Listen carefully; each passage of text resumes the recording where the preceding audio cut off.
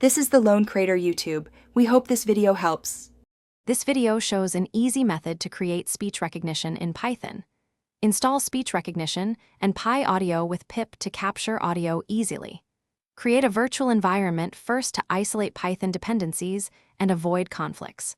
Plug in a USB or use a built-in microphone with sample rate 16,000 for good accuracy. Verify microphone permissions in your operating system before running scripts. Update pip and packages to the latest stable releases for best compatibility. Start with a small Python script using the speech recognition library and the built-in microphone. Call Recognizer. Adjust for ambient noise with duration 1 second to reduce background noise. Use Recognizer. Listen with timeout 5 and phrase time limit 10 seconds to capture speech reliably. Call Recognizer. Recognize Google with language NUS to return a text string result. Print the return text to the console immediately for quick debugging and feedback. Keep audio chunks short to avoid always wrap recognition calls in try-except blocks to handle API problems and audio issues.